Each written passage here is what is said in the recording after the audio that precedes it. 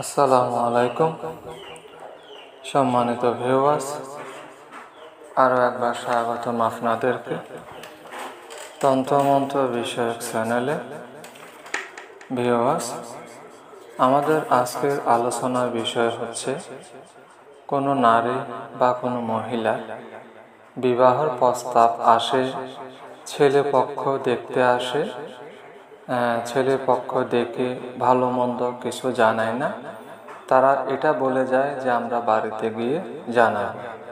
তখন তারা বাড়িতে গিয়ে জানিয়ে দেয় যে আমাদের মেয়ে পছন্দ হয়নি বা মেয়ের পরিবারকে পছন্দ হয়নি বা যে কোনো একটা অজুহাত তারা দিয়ে দেয়। তো দেখা যায় সে নারী বা সে মহিলার বিবাহ হয় না। যতগুলি সম্বন্ধ আসে বা যতগুলো পাত্র পক্ষ আসে প্রত্যেকেই দেখে যায়, কিন্তু বিবাহ হয় না।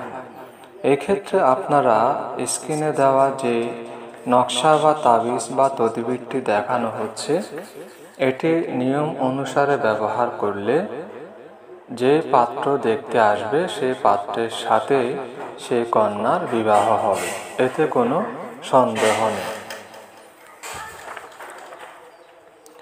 এটির জন্য যাহা করতে হবে, কদম গাছ। প্রথমে আপনাদেরকে কদম গাছের সন্ধান পেতে হবে বা কদম গাছ জোগাড় করে নিতে হবে। সে কদম গাছ থেকে একটি ঢাল ভেঙে সেই ঢালকে পেন্সিলের মতো কলম বানিয়ে নিতে হবে। কদম গাছের ঢাল কলম বানিয়ে নিতে হবে। এরপর অষ্টগন্ধা কালির সাহায্যে দুইটা বুঝ পাতার উপরে দুইটা তাবিজ লিখে নিতে হবে। দুইটা বুঝ পাতার উপরে দুইটা তাবিজ লিখে নিতে হবে। যে পাত্রপক্ষ আসবে, অর্থাৎ যে ছেলেটা এই কন্যাকে দেখতে আসবে, সেই ছেলের নামটা যে কোনোভাবে আগে থেকে জোগাড় করে নিতে হবে। যেদিন ছেলে আসবে একটা দিন তারিখ অবশ্যই ঠিক হবে যে অমুক দিন আমরা মেয়েকে দেখতে যাব। আপনারা জেনে থাকবেন যে কোনো কন্যাকে কোনো পাত্রপক্ষ দেখতে গেলে নির্ধারিত একটা টাইম দেয়া হয়, শুক্রবার বা রবিবার কিংবা মঙ্গলবার, ওই দিন আমরা আপনাদের মেয়েকে দেখতে আসব। তো এর আগে সেই তাবিজটিকে রেডি করে রাখতে হবে। ছেলের নাম জোগাড় করে নিতে হবে এবং সেই ভোজপাতার দুটি ভোজপাতাতে ছেলের নাম লিখে দিতে হবে। যদি সম্ভব হয় ছেলের পিতামাতার নামও লিখতে পারেন, এতে করে কার্যসিদ্ধি ভালো হবে।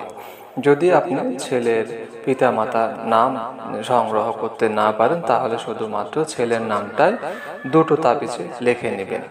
এরপর একটি মেয়ে তার বাম হাতে বেঁধে নিবে একটি তাবিজ। আরেকটি তাবিজ ছেলেকে যে খাদ্যদ্রব্যগুলো দেয়া হবে সেই খাদ্যদ্রব্যের সাথে অবশ্যই পানি দেয়া হবে বা চা দেয়া হবে বা বিভিন্ন আইটেম দেয়া হবে, সেগুলোতে একটা তাবিজ চুবিয়ে রাখতে হবে। অর্থাৎ ছেলেকে যে খাবারগুলো দেওয়া হবে, ছেলের পক্ষকে যে খাবারগুলো দেওয়া হবে, সে খাবারগুলোতে এই তাবিজটা চুবিয়ে রাখতে হবে। এরপর হচ্ছে আর এক গ্লাস এক্সট্রা পানিতে আরও এক গ্লাস এক্সট্রা পানিতে তাবিজটিকে কিছুক্ষণ চুবিয়ে রাখতে হবে। এরপর সেই পানিগুলো প্রত্যেকগুলো খাদ্যের উপরে একটু করে ছিটিয়ে দিতে হবে। যেমন ধরুন আপনি ছেলের জন্য 1 কাপ চা বানিয়েছেন, সেই চায়ের উপরে আপনি তাবিজটি চুবিয়েছেন, দেখা গেল ছেলে চাটি খাবে না, বা আপনি যেটার উপরে তাবিজটা চুবাইছেন সেটা ছেলে খাচ্ছে না, তার ইচ্ছে হয়নি, তাহলে কিন্তু আপনাদের কষ্টগুলো বিফলে যাবে। তো যেহেতু আপনি একবার 1 গ্লাস পানিতে একটা তাবিজ চুবিয়ে সে পানিগুলো সবগুলো খাদ্যের উপরে ছিটা দিবেন, সে একটা না একটা খাদ্য অবশ্যই খাবে। একটা না একটা খাবার সে অবশ্যই খাবে।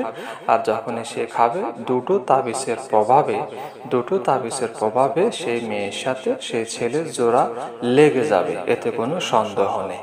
তো এটি আপনারা যে কোনো সময় যে কোনো মুহূর্তে করতে পারবেন।